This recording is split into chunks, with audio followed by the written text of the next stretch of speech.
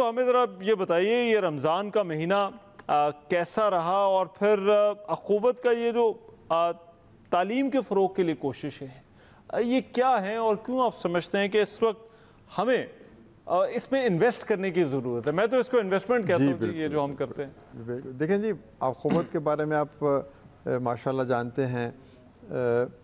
बुनियादी तौर पर उस फ़लसफ़े को फिर हम उजागर करने की कोशिश करते हैं कि अख़ुवत का माख़ज़ है जो वो नबी पाक सल्लल्लाहु अलैहि वसल्लम की तालीमात हैं कि अगर मुआशरे में दो तरह के तबके हों, हैव्स और हैव नाट्स, उनके दरमियान अगर मवाख़ात या भाईचारा हो जाए तो पूरा मुआशरा खूबसूरत बन सकता है।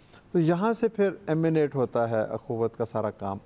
तो इब्तदा में और अभी तक हमारा मेन फोकस जो है वो लोगों को इस तरह से अपना भाई बनाना है कि उनको हम भीख ना दें, बल्कि उनको इतनी रकम दे दें जिससे वो अपना कारोबार कर सकें और गुर्बत से निकलें, उनका बच्चा स्कूल जाए, उनको सेहत की सहूलत मिले और उनका घर बने। यानी अपनी उस इंटरप्राइज़ से वो इतने पैसे कमाएं कि वो प्रोडक्टिव सिटीज़न के तौर पर एक बाइज़्ज़त और एक बावकार शहरी के तौर पर रहें। वही फिर आगे टैक्स देंगे, वही फिर आगे मुल्क व मिल्लत की तामीर करेंगे। तो ये हमारा पहला बुनियादी काम है कि लोगों को self employment through financial access. ठीक। अब अल्टीमेटली हमारा मकसद तो मुआशरा एक ऐसा बनाना है जिसमें हर तरह की एक्सप्लॉयटेशन और हर तरह की गुर्बत का जो है वो इलाज हो। तो एक और रास्ता भी है जिसको हम कहते हैं तालीम।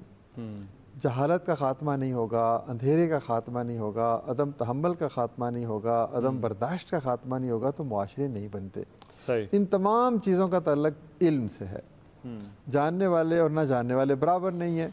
तो फिर हमने कहा कि एक तरफ हमारा काम ये फाइनेंशियल कैपिटल की एक्सेस है, दूसरी तरफ हमारा काम इल्म का फ़रोग़ है। अच्छा, अब इल्म के फ़रोग़ में भी हमने फोकस कहा कि हम यूनिवर्सिटी लेवल की एजुकेशन जो बहुत महंगी है और वो गरीब लोग जो हैं उनके बच्चे आला तालीम, अच्छी तालीम, मयारी तालीम वो अफोर्ड नहीं कर पाते। तो यहाँ पर भी हमने उसी कर्ज़ हसन की स्ट्रेटजी को अप्लाई किया। हमने कहा कि आज पढ़ लो, 10 साल बाद फीस दे देना। 10 साल बाद दे देना। तो ये इस मॉडल के तहत हमने कॉलेजेस बनाए बच्चों के, बच्चियों के।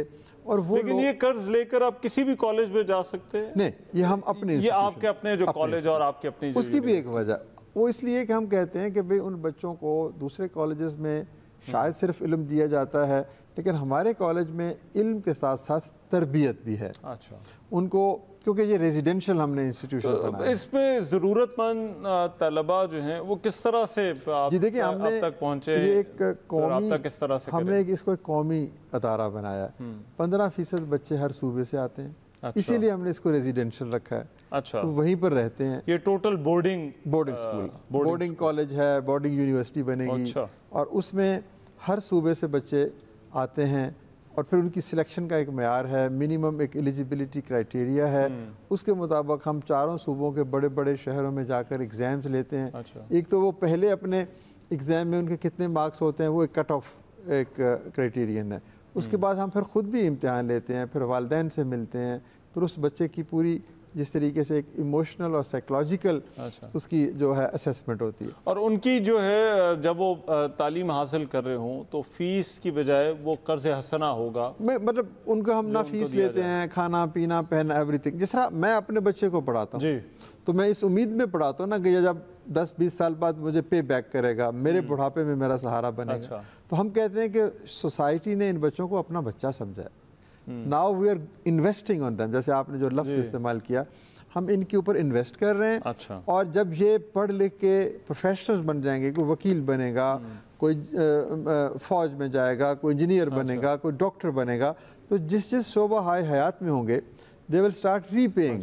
और डॉक्टर ये भी फरमाइएगा, आप आईटी के हवाले से भी आपका बड़ा फोकस जी। अब हमने देखें इस वक्त मुल्क हमारा जो इकोनॉमिक क्राइसिस है ना, उसका एक हल ये है कि हम अपनी एक्सपोर्ट्स बढ़ाएं। अब आईटी के शोबा में आप जानते हैं कि लेस दैन $4 बिलियन हम कमाते हैं।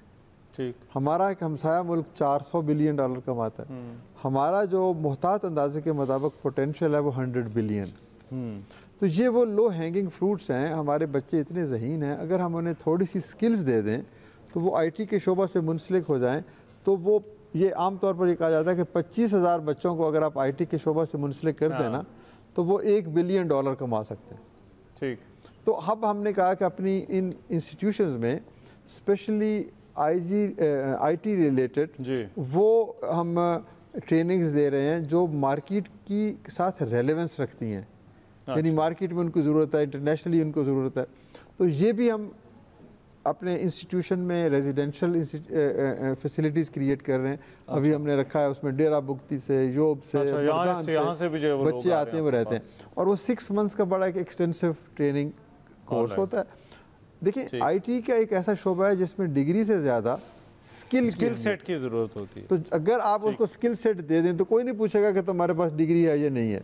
बिल्कुल। तो ये हमारा फोकस है कि हम अगले 1 से 2 सालों में 25,000 बच्चे ऐसे पैदा करें जो सेल्फ एम्प्लॉयड भी हो जाएं, अपनी गुर्बत भी ख़त्म करें और फिर एक नेशनल एसेट के तौर पर उभरें कि वो लोग फिर इस तरीके से हमारे लिए फॉरेन एक्सचेंज का बायस बने। डॉक्टर साहब थैंक यू सो मच, बहुत शुक्रिया आपके वक्त का। हमारी उम्मीदें, दुआएं, नेकाएं आपके साथ हैं। इसी तरह से आप भी काम करते रहें। लेकिन आपने एक बच्चे को स्पॉन्सर करना है। इदारा भी जो है वो काम करते हैं, यकीनन बिल्कुल। इसमें हम जब जब मौका मिला आपके साथ इंशाल्लाह।